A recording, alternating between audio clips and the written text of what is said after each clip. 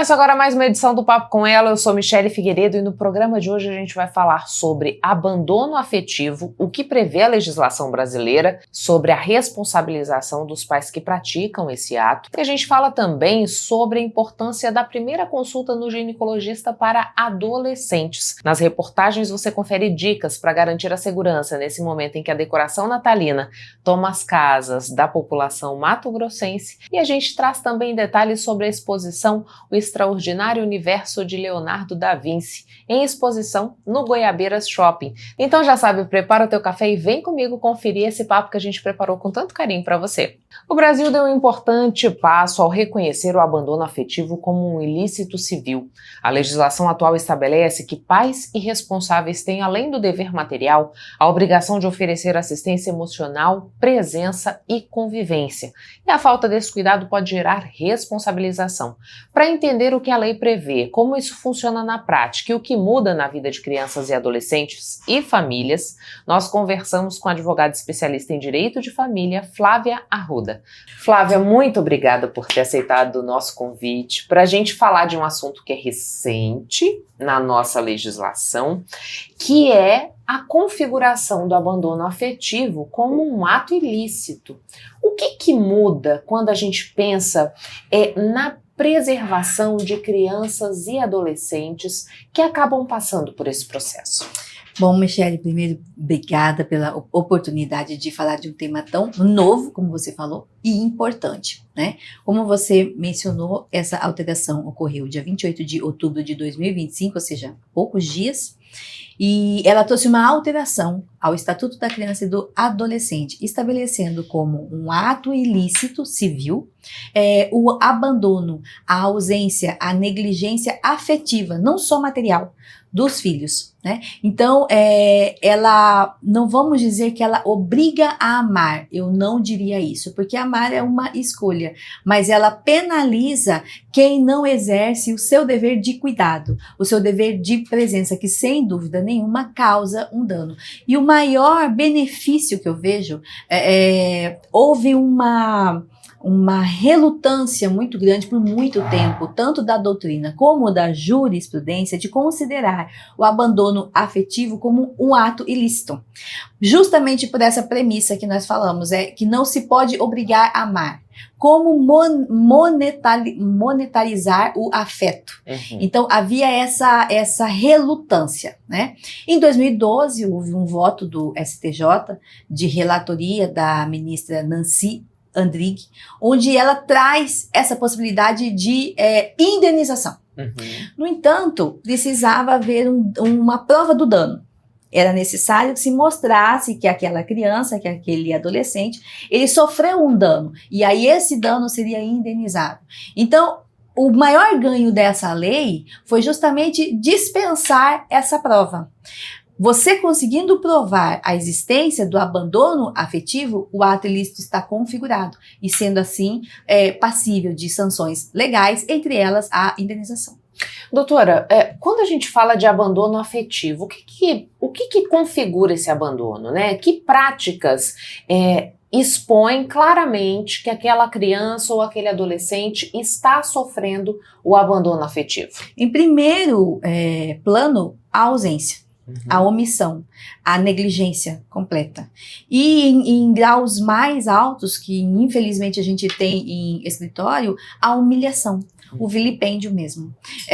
Então, além de ser ausente, o genitor ainda consegue humilhar a criança, né? Como provar a ausência? Isso aí é uma coisa que sempre tem dúvida. Vamos supor, se você tem um filho, Dia dos Pais, você manda uma mensagem para o genitor. Dia dos Pais, você está sendo convidado a comparecer. Ele simplesmente se omite. E a criança se vê em público, com vários colegas, com os pais presentes, e ela ali, sem alguém para chamar de pai, sem alguém para mostrar na foto, né? Isso para uma criança parece um detalhe, mas é um nível de sofrimento que não tem como nós, operadores do direito, avaliar, de tão grande que é. Um outro caso, mais grave ainda,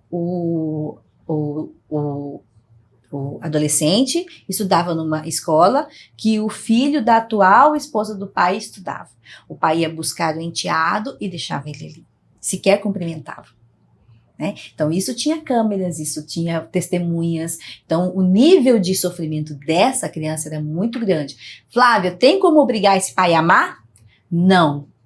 Confesso que não. Mas ele tem que responder pelos danos que ele está trazendo para essa criança. E quando a gente pensa nessa responsabilização, como a senhora disse, tinha uma resistência em calcular pecuniariamente isso, né? Hoje, o que estabelece a legislação? Existe já um valor determinado? Isso fica a cargo daquela pessoa responsável pelo julgamento da ação? Como que ficou organizada essa questão, doutora? Infelizmente, não é um critério objetivo.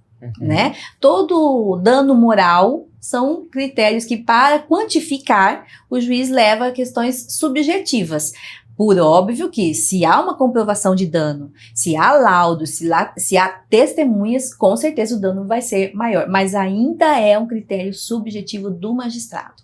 Mas existe ali um valor inicial para aquilo? Não. É determinado mesmo pelo magistrado. Exatamente. Você pode pedir. A gente pode fazer uma petição com uma indenização colocando 60 mil reais, mas aquilo ali vai depender muito das provas, do nível do dano e da opinião do juiz.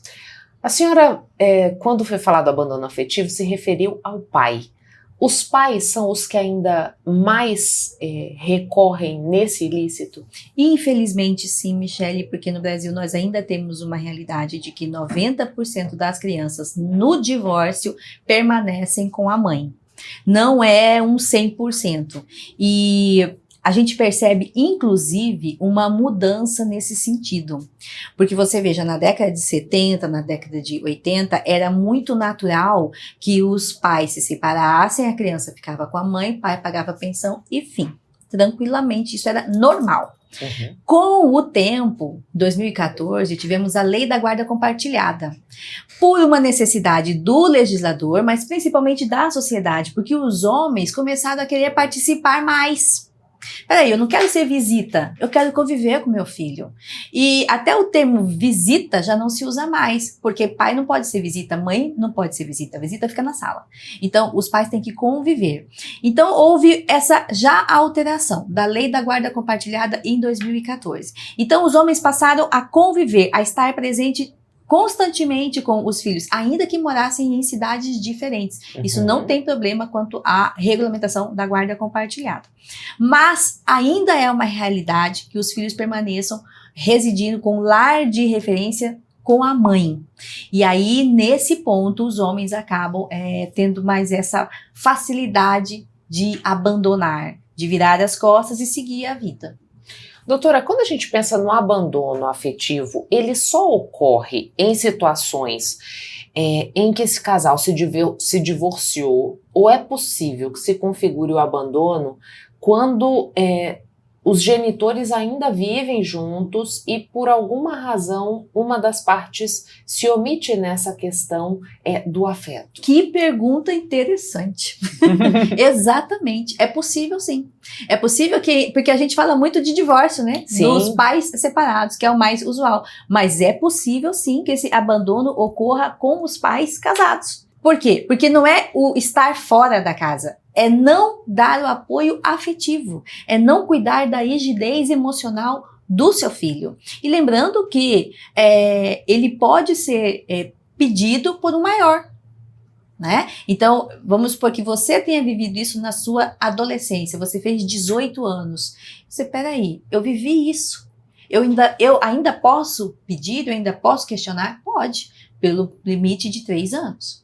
Então, a partir do dia que você fez 18 anos, você tem mais 3 anos para solicitar essa ação, para entrar com essa ação, independente dos seus pais serem separados ou não. E nesse aspecto, é possível também que esse abandono seja contra a mãe. Temos casos assim, né? Onde o pai se sobrecarrega e a mãe é totalmente omissa. É possível sim. Agora, quando a gente pensa no impacto social dessa medida, né, porque a gente está falando de formação de seres humanos, de adultos que daqui a uns dias vão estar aí se envolvendo com outras pessoas, estarão inseridos no mercado de trabalho. Qual é o ganho que nós temos, doutora, quando a gente pensa na formação desse indivíduo? Porque a gente sabe que é de fundamental importância ter a presença do pai e da mãe nessa formação, né? Sim, é um ganho fenomenal, porque você passa a entender que não é normal abandonar. A partir do momento que existe uma lei, quem não entende isso passa, opa, peraí, eu não posso fazer isso, ou meu pai não pode fazer isso, então isso não é natural, isso não é normal. Era muito comum, infelizmente, há alguns anos, uma mulher apanhar do marido. Era algo que acontecia. E ninguém tomava providência. Tínhamos até o dito, né, em briga de marido e mulher, não se mete a colher. Passava na novela. Exato. Isso era algo normal. Naturalizado. Hoje, com a Lei Maria da Penha, o homem mal olha torto, ele já sabe que ele não pode. Então, ainda que ele tenha aquele ímpeto, ainda que o pai tenha aquele ímpeto de não querer, ele sabendo que ele vai ser penalizado, ele vai se limitar. O filho entendendo que ele tem o direito, ele vai buscar. Porque também acontece isso, do filho se retrair, porque se sente menos, porque se sente inferior, se sente rejeitado, acontece muito isso. E aí, querendo ou não, ele mesmo se afasta. A criança, tendo essa notícia, quem está assistindo a gente aqui e está vendo que está nesse lugar, ele pode pelo menos telefonar. Olha, eu sei que eu tenho esse direito, vamos conversar? É possível a gente retomar alguma coisa? Porque veja, Michele, o objetivo não é ganhar dinheiro, o objetivo é reconstruir famílias. É garantir presença. É isso que o legislador quer. É que o afeto não seja monetizado, mas que seja a ponte. Então, esse avanço do direito de família, eu acho que é o maior ganho que essa lei traz, que é de justamente mostrar que não é normal abandonar, não é normal se sentir rejeitado pelo pai e que existem instrumentos legais para coibir isso.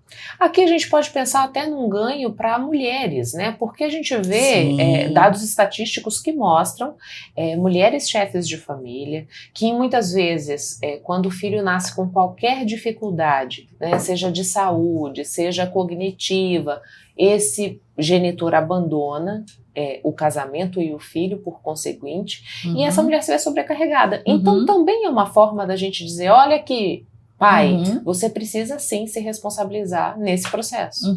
E dar tempo para essa mulher. Eu tenho um casal que ela era sua mãe que ficava com todo o cuidado dos filhos. Mesmo o pai pagando exatamente tudo, fazendo a convivência. Mas ela percebeu que só ela levava nas atividades extras. E isso não permitia que ela conseguisse uma outra fonte de renda. Quando saiu a lei, ela falou assim, doutora, eu posso chamar ele falando sobre isso para que ele participe também? Para que ele esteja presente no futebol e xadrez, que eram os dias lá? Eu falei, sem dúvida nenhuma. Chama e vamos colocar essa obrigação para ele, que não deve ser obrigação. Pai não ajuda. Pai participa junto, é de igual, em direitos e deveres, né? E entra nesse ponto que você falou, da sobrecarga.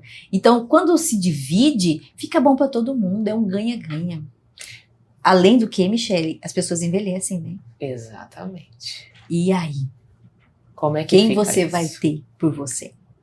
E doutora, qual é o trâmite para chegar até o judiciário com essa demanda? Eu preciso registrar um boletim de ocorrência? Qual é o caminho que eu preciso percorrer até de fato, né? Tentei esse diálogo não se consolidou, quero reivindicar essa questão. Qual é o passo a passo? Não é necessário um boletim, porque ele não é um ilícito penal, é civil, né? Então, o que eu oriento? Tenha provas de tudo.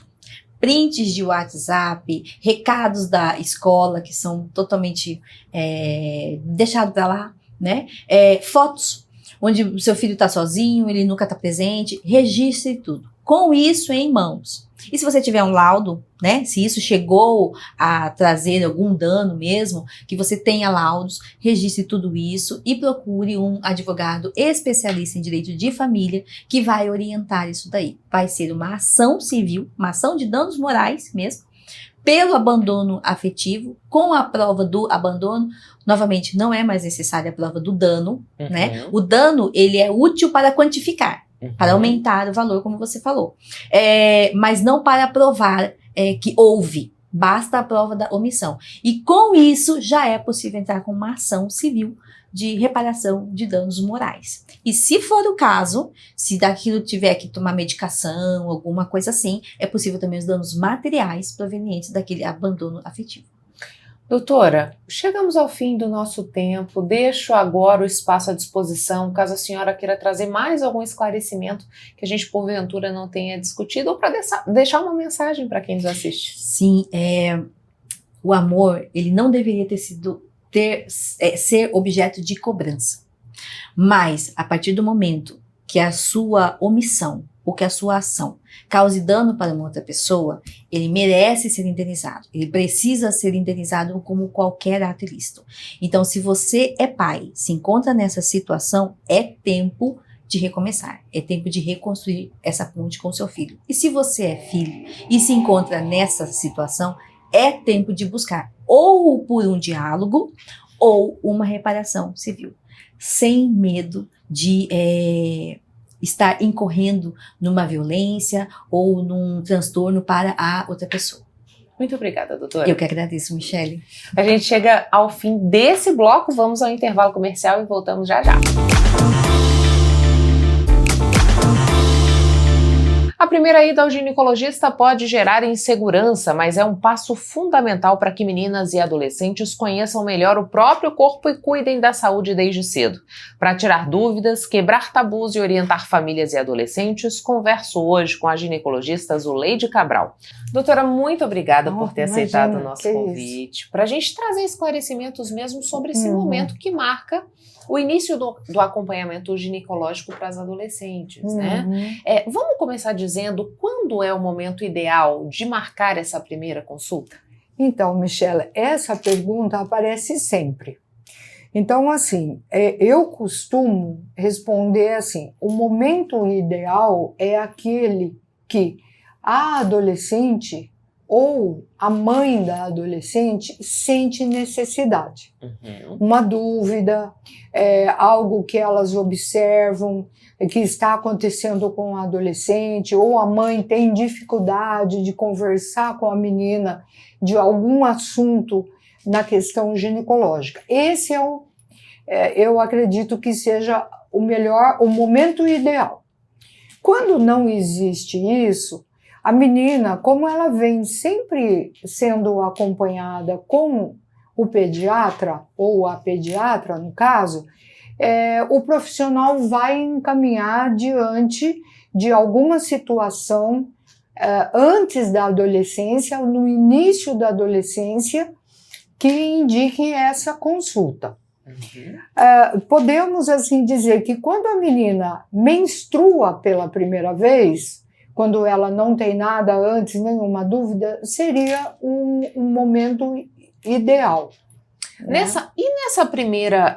porque assim, doutora, a senhora bem colocou pra gente, né? Quando a família tiver alguma dificuldade para falar dessa parte ginecológica, e um assunto que muitas vezes é difícil para as famílias, é falar sobre a vida sexual, sobre o que essa menina precisa observar nesse processo, até por existir um temor de que isso possa estimular a prática, né? O que a senhora diria nesse sentido? Então, quando a menina faz 9 anos, ela entra na adolescência. E eu costumo dizer sempre assim para os pais: o melhor momento de você conversar sobre a questão da sexualidade não é na pré-adolescência ou na adolescência, é desde criança. Você responde as perguntas no nível dela, no grau de conhecimento dela, né? Tem vários estudos que mostram, Michele, que quanto mais esclarecido os adolescentes, mais ocorre o retardo do início da vida sexual. Isso é um ponto. Porque eles estão esclarecidos e, assim, os pais deram acesso.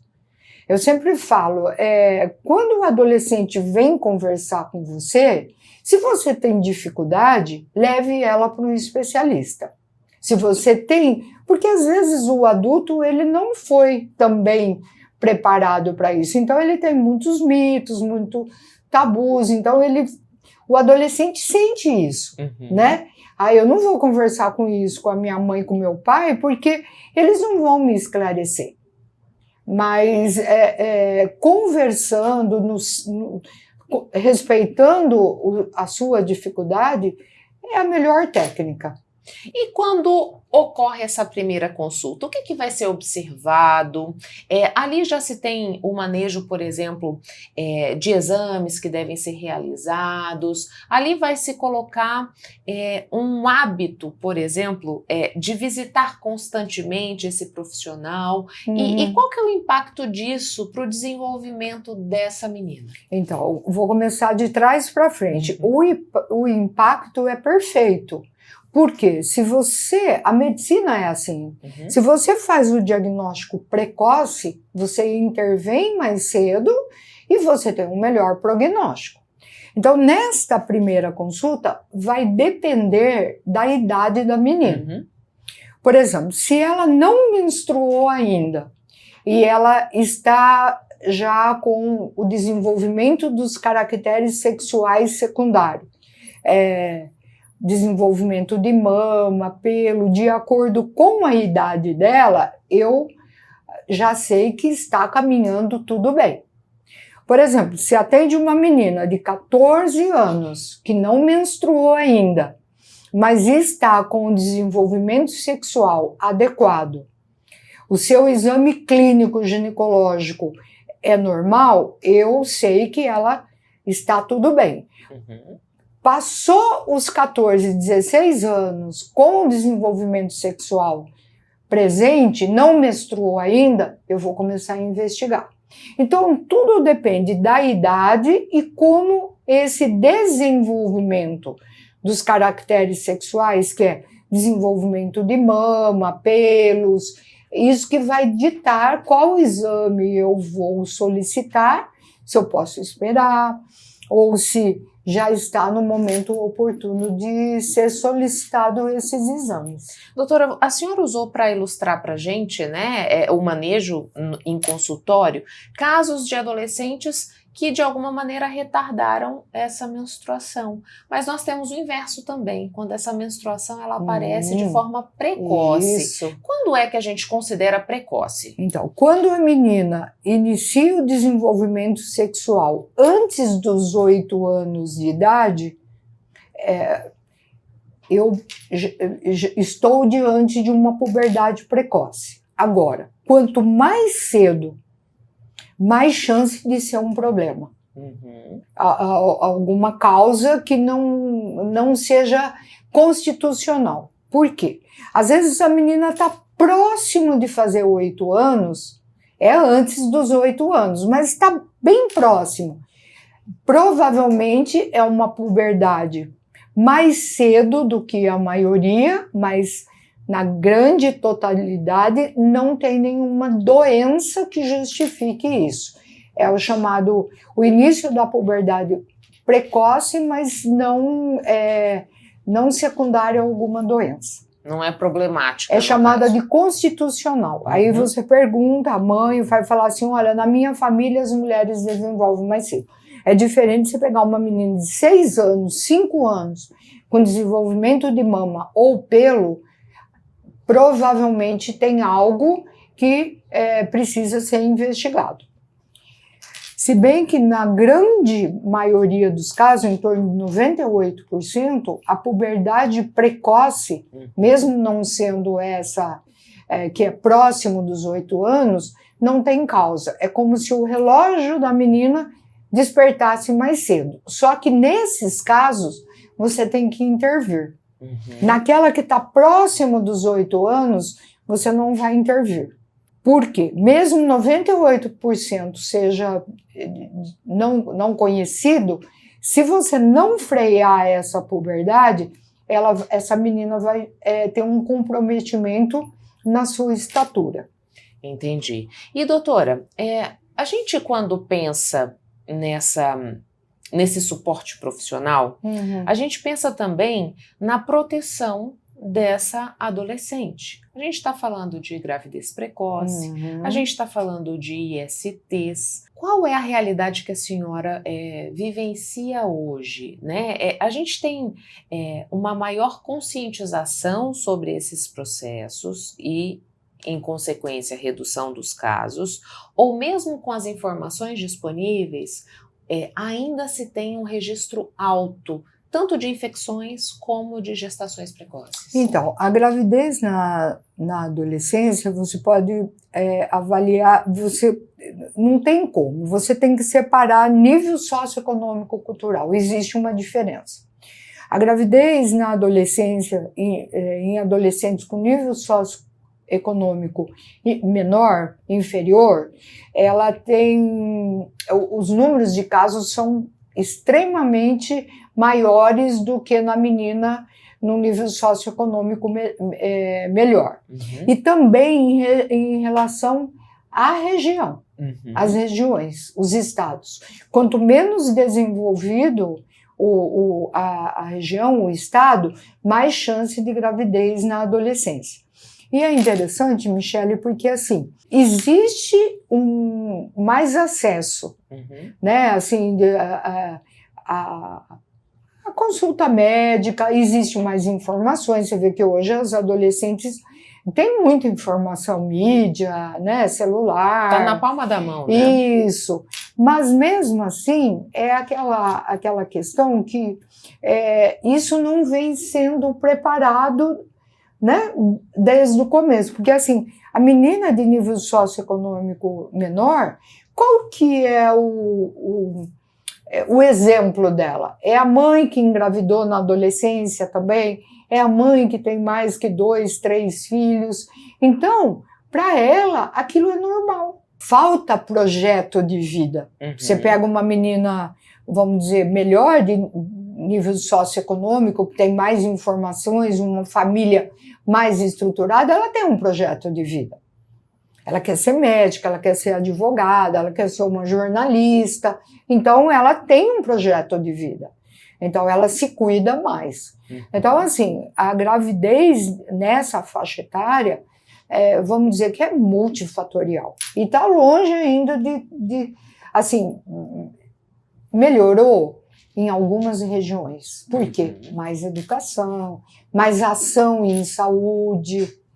E quanto às infecções, infecções sexualmente então, transmissíveis? Vem junto, também, né? Porque se ela inicia a vida sexual mais cedo, sem proteção,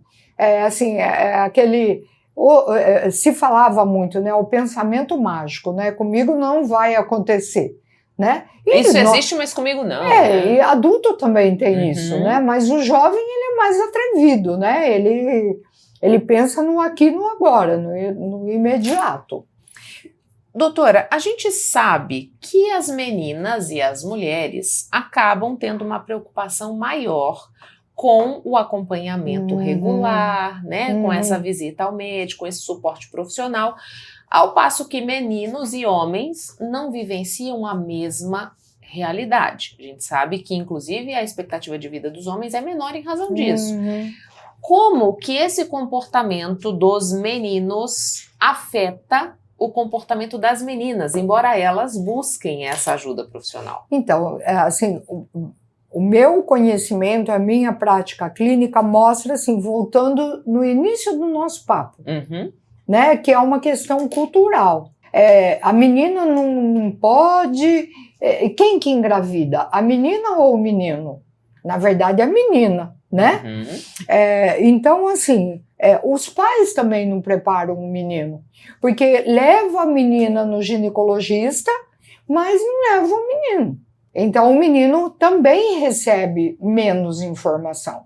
O menino, quanto mais experiência ele ter, melhor. A menina já não. Hoje mudou muito, né?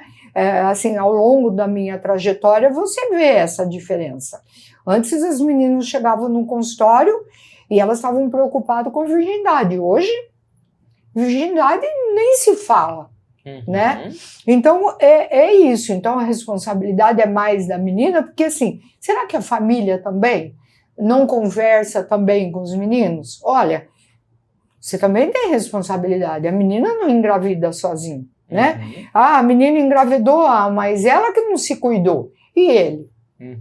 Então, a gente volta na questão educação, escola, família, é isso. Doutora, quando exames como preventivo passam a ser recomendados, né? Existe uma idade certa para isso? Isso depende dessa menina ter perdido a virgindade ou não? A rotina de exames muda a partir do momento que ela tem uma vida sexual ativa? Sim, porque ela tendo iniciado as relações sexuais, ela tem mais chance, como você falou, de ter infecções ginecológicas, não necessariamente uma IST. Ela precisa cuidar também da contracepção e por aí vai. Mas assim, segundo o Ministério da Saúde, o primeiro exame de prevenção do câncer do colo uterino, o Papa Nicolau, deve ser colhido a partir dos 25 anos de idade. A escola americana não, 21 anos.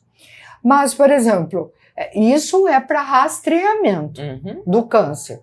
Então, tudo depende do momento que essa menina chega até nós, na nossa consulta, e o que nós identificamos. Por exemplo, se atendeu uma menina que já teve vários parceiros, que não se protege, e apresenta um quadro clínico sugestivo de uma infecção, você vai solicitar exames adequados para a sua hipótese diagnóstica e para o rastreamento do câncer, segundo o Ministério, é 25. Em algumas situações, nós solicitamos antes. Então, vai depender do caso, né? Caso a caso. Agora, doutora, quando a gente pensa na prevenção à violência, né? Porque procurar ajuda profissional também garante, nessa troca de informações e nessa orientação, que essa menina, adolescente, fique menos exposta à chance de sofrer qualquer tipo de abuso? Então, assim, ela não vai... Eu acho que é muito arriscado eu falar que ela vai ter menos chance. Mas, por exemplo, numa consulta, você, como qualquer profissional da área de saúde, não só o ginecologista, pode identificar na consulta situações que fazem suspeitar que aquela menina já está sofrendo um abuso sexual, vamos chamar de violência, que é o termo mais adequado, né? Quando atendemos meninas menores, naquele momento, porque para a menina é muito, para a criança, né? Para a menina, é difícil você passar isso, mas você pode chamar a atenção da mãe. Com quem que ela fica, com quem que ela brinca, quem que cuida dela, como que está o comportamento dela. Então, você identifica e orienta. Então, certamente, você está desenvolvendo ou estimulando a prestar mais atenção, que pode sim proteger essa menina. Doutora, muito obrigada pelas informações. Eu que agradeço. A gente vai a um breve intervalo comercial e volta já já. Sabe, todo esse conteúdo que a gente produz aqui no Papo com Ela, ele também fica disponível no nosso canal no YouTube para você ver e rever quantas vezes quiser. Mas vem cá, você não está inscrito ou inscrita ainda? Fica o meu convite, inscreva-se, porque assim você não perde nenhum assunto do papo. E para facilitar a tua vida, a gente preparou esse QR Code que aparece aqui na tua tela. Basta mirar a câmera do celular para ele, que já vai te dar o caminho para você integrar essa comunidade do Papo lá no YouTube. E sabe onde mais você encontra o conteúdo do Papo com Ela? No site nossarepublica.com.br.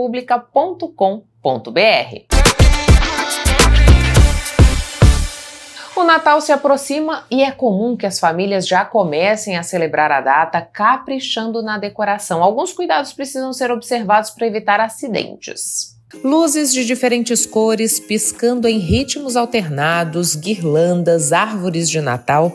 A decoração anuncia as festividades de final de ano, mas é preciso tomar cuidado para que o momento de celebração não se transforme em um acidente doméstico. Quando a gente fala das instalações natalinas, né, nós temos os riscos que a gente considera riscos internos e os riscos externos. Então, quando a gente fala do ambiente interno, que geralmente é dentro das próprias residências, nós temos a questão, por exemplo, dos plugs, das conexões que podem não ser adequadas para a questão, por exemplo, da colocação desses enfeites, né, natalinos, devido à questão de sobrecarga. Então, geralmente o pessoal utiliza uma conexão que já está sobrecarregada com várias outras conexões elétricas e acabam acrescentando aquela conexão ali do enfeite natalino. Então isso gera uma sobrecarga naquela conexão, e quando as pessoas viajam, que geralmente nós estamos também chegando no período de férias da maioria, né, da população brasileira aí, que é o período de dezembro, o pessoal sai de casa e deixa essa conexão todas ligadas na tomada.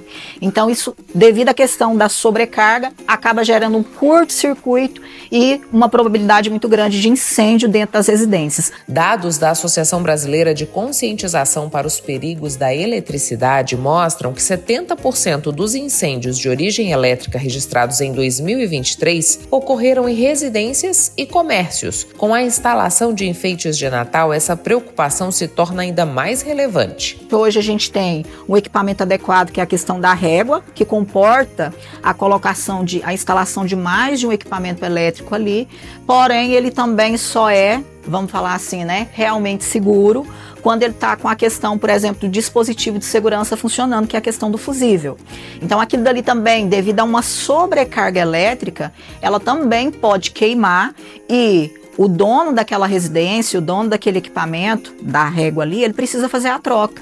Geralmente as pessoas não se preocupam em fazer essa troca, continuam utilizando mesmo o fusível de proteção estando queimado. Além do risco de curto-circuito, também aumenta a probabilidade de choques elétricos. Manter enfeites longe de materiais inflamáveis, como papel, isopor e plástico, aumentam a segurança do local. Isso deve ser bastante observado, principalmente por quem coloca decoração na área externa, uma vez que a exposição ao clima pode desgastar fios, aumentando a chance de problemas. Ainda é preciso observar os riscos de quedas de grandes alturas. Eu ainda tenho também o risco de queda de altura.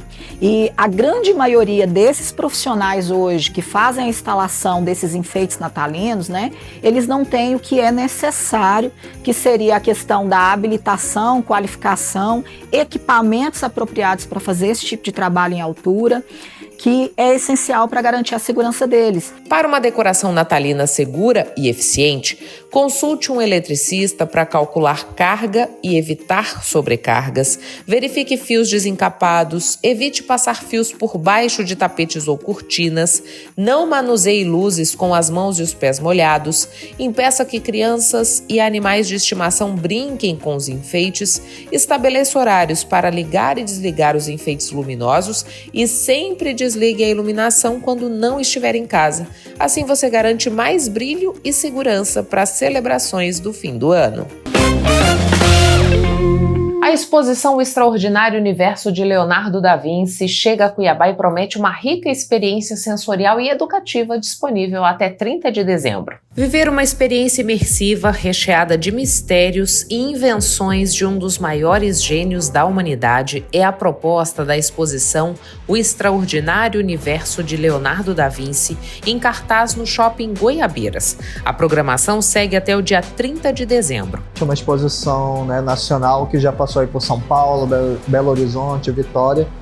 Chega pela primeira vez aqui no Centro-Oeste, aqui em Cuiabá, então a gente está recebendo esse evento inédito, pioneiro aqui na cidade. São 1.000 metros quadrados com 9 áreas expositivas que misturam arte, ciência e tecnologia de forma acessível, envolvente e interativa.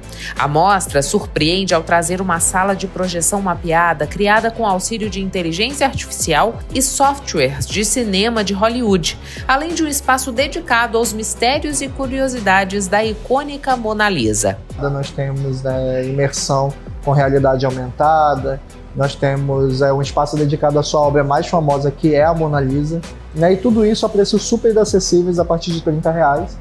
Então fica aqui no espaço térreo, né? No espaço Goiabeiras, aqui no Goiabeiras Shopping.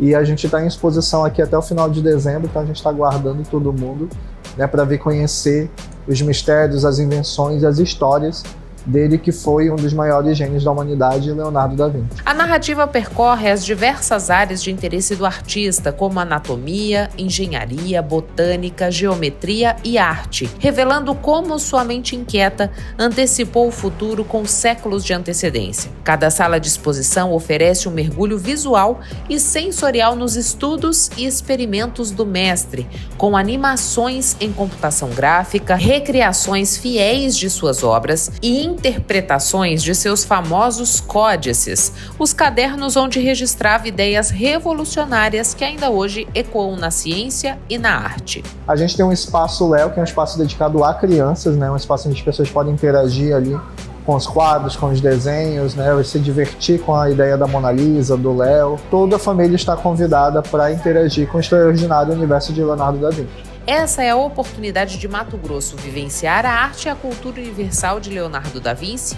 em um espaço que une segurança, conforto e comodidade. Nós estamos aí com 36 anos de história.